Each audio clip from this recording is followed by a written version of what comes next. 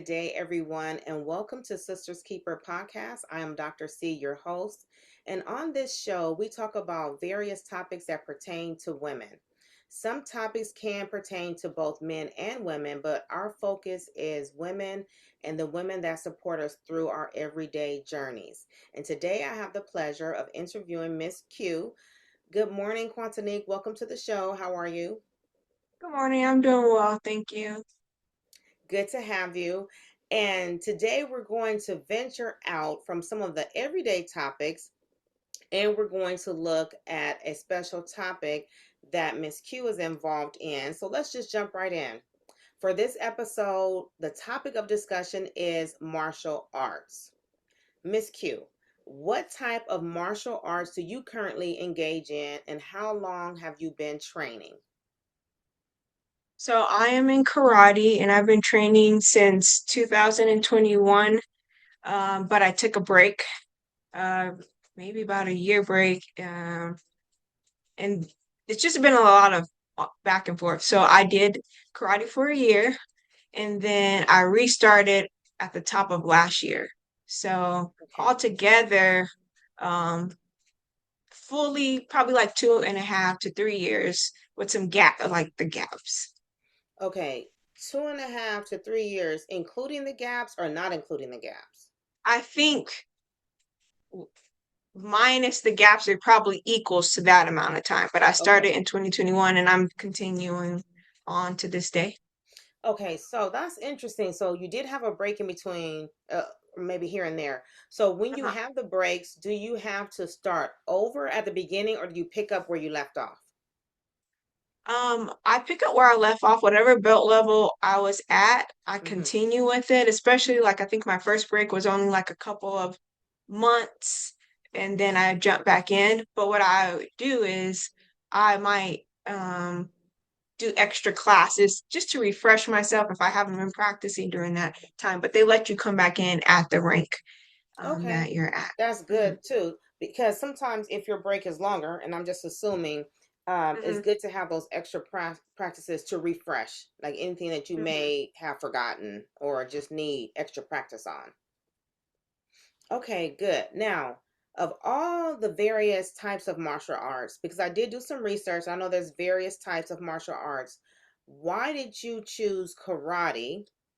And what is it about karate, the benefits that you can gain that you personally hope to gain?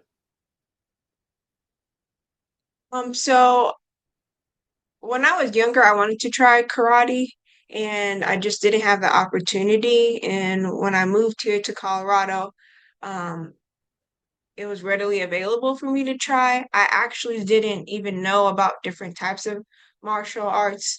Um, to choose from until like later on.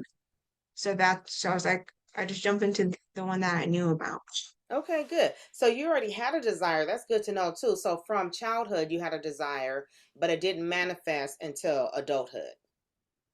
Correct. Well, that's good because that tells us don't give up the childhood dreams, right? Yeah, Right. it's never I too mean, late. Okay, so during this couple of year journey, excuse me, that you had, explain to us the various levels that you have already achieved, that you've already advanced through from the very beginning. So kind of walk us through your journey. okay, so I'm sure school is different, but the white belt, you don't just get it with your uniform. At our school, you have to earn your white belt. And the Um, white belt is the and first belt. the white belt is the first belt. So some Okay. places you might get your uniform and just have a white belt, but they make you earn it through knowing certain commands and just being able to be still in certain positions. Just a little bit of discipline. But from there, the actual first rank would be a yellow belt. Then we go to green, progress into green, purple. Now I'm at yeah, blue. But in between those, we have stripes. Okay. So it doesn't just go from yellow to green. We would test for yellow and then we would test for yellow with the green stripe and then go into green. before you get to test, we also have tapes.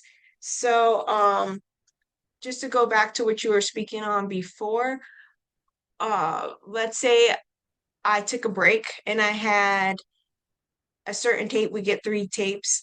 I may have to re-earn my tapes, but not my belt level. So here's a little example of a tape. We get what is it? Red, blue, and white tape representing different skills that we're Mm-hmm. able to do. But that's the progression of them. So right now I'm at blue with a red stripe. Okay, so blue with the red stripe means that you have already achieved the blue level and you're working toward red. That's correct. Okay, very good. Now, one thing you mentioned is different karate schools will Mhm. progress their participants differently. So some have stripes and some don't have stripes. They just go from one level to the next. Um, is there an average time a person would spend on a certain level? And of course, I know everybody is different, but is there an average time one could expect to advance from one level to the next if they're going continuously? Okay, yes, if they're going continuously. So, at my school, every roughly 2 months, you're able to test for the Okay. next rank. But at the level that I'm at now, when I make red, I can't test for 6 months. And when I test after that, it would be red with the brown stripe. So that I would be considered an advanced belt. So once you get to the advanced belt, you have to wait longer to test. And Okay. actually, there's more than one stripe on the brown getting to black belt. They slow you down a lot more because they say a black belt is just a master of the basics. And so when you hit black belt, then you'll start to learn like more stuff, but really the black belt is the master of the basics. Okay, wow. That's interesting. Okay, so right now you're on the blue belt, you're working toward red. Okay, Yes. so take us from the red belt up to the black belt. What are the stages in between? Okay, so next test will be red belt. From there, it will be red with the brown stripe. I mean, yes, red with brown stripe. Then you will get brown belt. Hmm. Have to wait however long, could be another 6 months or so.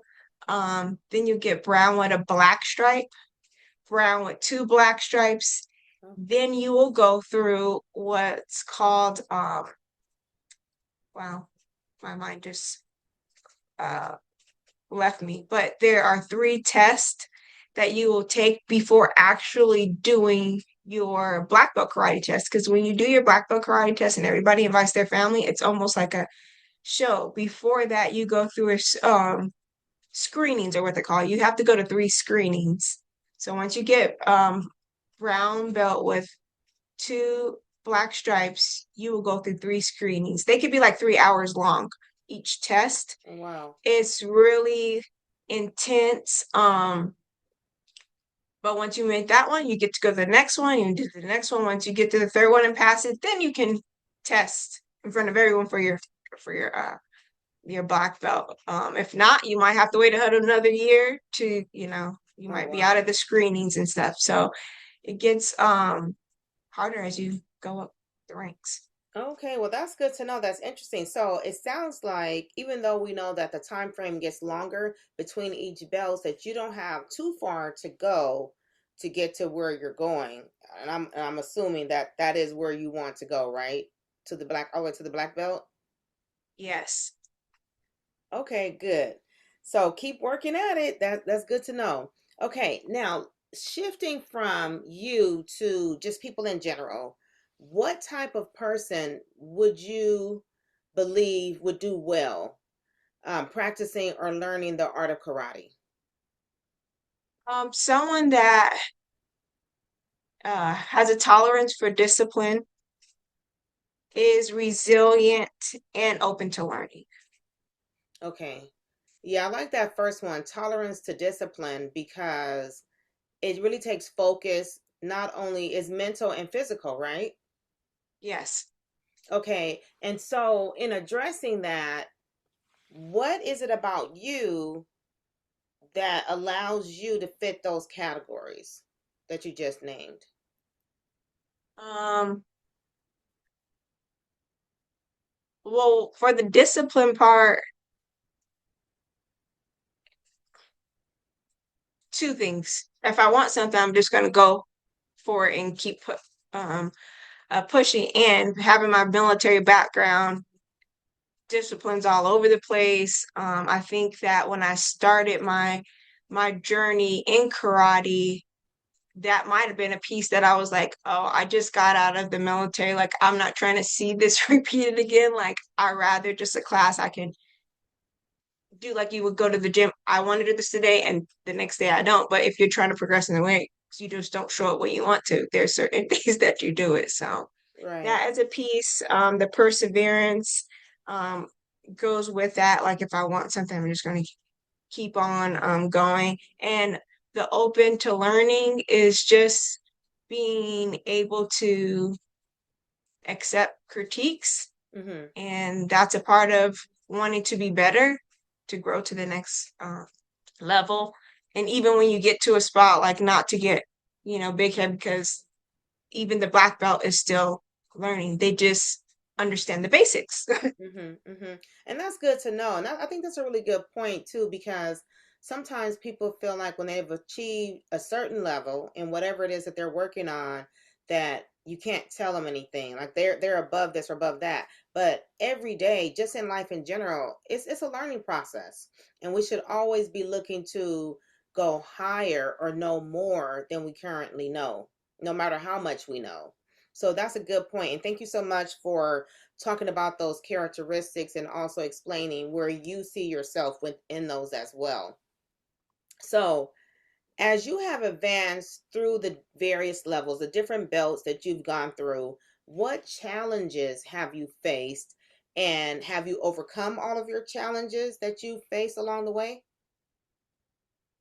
I think the two biggest challenges would be balancing all my other responsibilities in life, along with motivation. Um, and let's see how I would kind of break that down. So at the beginning of my journey, I shared that it mimicked my military time, and I was just getting out and joining that. So for me, karate, it was something I was interested in. I had tried it and I was doing a lot of things, and I'm like, oh, this is another thing on my to-do list. Whereas other people in karate is like, this is my stress relief, or I want to learn this thing. So that's where the like motivation kind of wavered. Now Mm-hmm. today, um, occasionally balancing it with the rest of life can be challenging, but now it's like on my list of like, hey, I see where I want to go. Like I'm motivated. I'm motivated to go to the screenings actually, more than just having the black belt. It's just something about pushing myself and challenging myself to go through like 3 hours. Sometimes people throw up, sometimes people fall Oh, out and they just whatever. So I'm like, I want to do it. Like I just want to see myself achieve, go through the screenings. And it's like, you're gonna stop there. I was like, well, maybe because I just want to know that I can get through the screenings. right. And then yeah. Yeah, and that's a lot of pressure just to think about it, to be under for that time frame. And even if it was shorter, just, testing, period. Hmm. Whether it's physical, whether it's on paper, whether it's verbal, that's always stressful in and of itself, because you are being physically critiqued at that moment, and you are, and Hmm. people are looking right at you. So I definitely can only imagine the stress, or the heightened stress that comes along with that. Okay, now, uh, so you said motivation was another factor. So in this, who is your motivating factor? Is it external motivation or an internal motivation that's getting you through? For me, it's the I'm motivated by doing what I need to do to get to that spot of being able to go through the torture of the black belt. Whereas when I started, I just wanted to see what karate was about. Mm-hmm. And I didn't have the goal of going to black belt. I'm just gonna try it out. And then somewhere along the line, I'm like, oh, what do they have to go through? Like, I want to challenge myself in that matter. So that is like where my goal is my motivation. Whereas when I started, it was just like, oh, let's see what this is. And it was just like, oh, okay. Um, this is interesting, but it's a bit extra than what I wanted to do at the time with everything else. And now I'm like, I want to take it all the way Okay, there. well, good for you. And also because it is something that is self-inspired, wherever a person stops is okay, whether they go Mhm, all the way to the highest level or whether they say, you know what, I just want to get to red belt or I want to get to the blue belt. Whatever goal you set for yourself, if at all possible, definitely try to achieve that goal, whatever it is, and that is personal. mhm. Absolutely. Okay, now along this journey, there's challenges, but there's also triumphs. So, what are the triumphs, some of the triumphs you've experienced? I would say the belt progression is the triumph because there is something that we do called form, also known as kata, which is this choreographed, simulated um, fight that you're going through, that you Okay. perform. It's part of the test. So during a test, people could come in and watch outsiders, friends, and family. And there's all different belt ranks. And I believe it's around green belt that you start to get a form that you have to learn.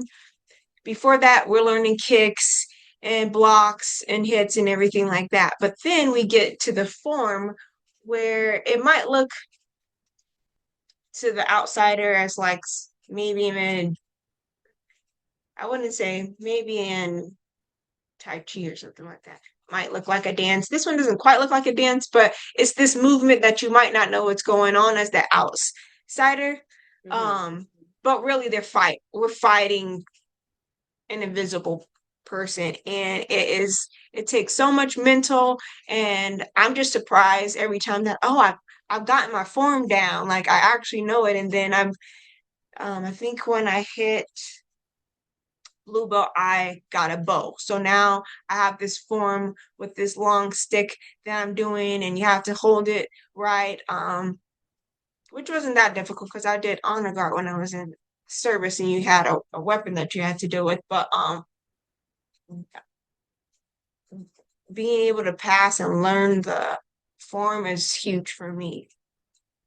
Okay, good. And to actually persevere to like come back and keep trying. But I do agree with you, like wherever you stop is it's your own personal journey, and even however long it takes you to get there. Because I'm like, if I'm going to prioritize you um something that matters to me, my family or something like that, and then I get back to it, then that works for I'm it's settled in my spirit to do that. And then when I can come back. Or if karate and then it's someone's family, that's how it works for them, or that is their that feeds them, that's their self-care, then maybe they rank it differently. But karate is not my form of self-care per se, per se, or not my top ranking, but it does really do a lot for the body and the mind for sure. Okay, very good. Thank you so much for sharing that. Now, as you know, this podcast focuses on women supporting women. That's why it's called Sisters Keeper. The sisters that are around you that keep you going. Who has been your support system throughout your karate journey? Um, throughout my karate journey, um, I would say my partner is my support system, although that's not a female, but he's a black belt, and so he has helped me there. And I think with balancing, with that challenge piece I talked about, like responsibility and like outside of karate, I always have my sisters to chat with. And so those are those are a continuous support in all areas of my life, actually. Okay, very good. Thank you so much for that. Now, what words of advice can you provide to anyone who is seeking to embark upon their own karate journey? Okay, there's some key points. I do not want to miss anything. So, to be patient with yourself, practice outside of class, be open to learning, and give your best. I think it's also very important to have another form of movement outside of karate. So some cardio, some strength training, some yoga. I feel like yoga helps with mindfulness and a meditative practice, which that doesn't mean like you have to have your eye closed and or anything like that. It just means you have the single point of purpose that like when you're in an activity, you're fully present in that an activity. And um also it can help with balance because there's a lot of once you get to a certain rank, like the rank that I'm at now, I can't hold on to a bar to do kicks. I'm gonna have to kick without holding the bar, and I'm gonna have to do, a certain amount in a row. And so you want to have that balance. So to have that some form of movement to supplement this, especially when if you want to go up and do screenings, a lot of time people get to screenings and they might not know how to do a form or something, but they don't have the stamina to withhold what they're going through because they're not working out outside of karate. Oh, that's a good point. Now, for you, how many times a week do you attend your practices, your sessions? So we have 2 classes a week plus sparring. I think around green belt you can go to sparring. Sparring is where you actually gear up and fight. In class, you just learn a lot of techniques and practicing your form. And sparring, you whatever you learn, you're able to like bring it uh, into an actual fighting. But they say it's a friendly form of tag, so it's not like maybe if you see a boxing match or something, you don't fully go all in. You hit them real quick and come back, and then they get like points like that.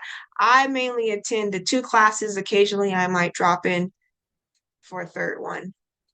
So like two Okay. times a week, one All right, regularly. Yeah. very good. So, for those of us that don't know a lot about that particular martial art, thank you so much for sharing information with us. Now we have some insight. And so I encourage anyone, just like you did, whatever stage you are in your life, if this is something you want to do, something you want to learn about, just get your feet wet. Like you said, just go sign up, go in there, find out more what it's about. Because one thing we can look from the outside, but until we actually step into that arena, we don't know what fully to expect. And you probably still won't after a few classes, but at least getting your feet wet like you did. This is something you had in your mind, this is something that you wanted to do from years ago, and you decided, let me go see. And now that you have seen, you have decided, yes, I like this, and I'm going to hang in there for the long haul.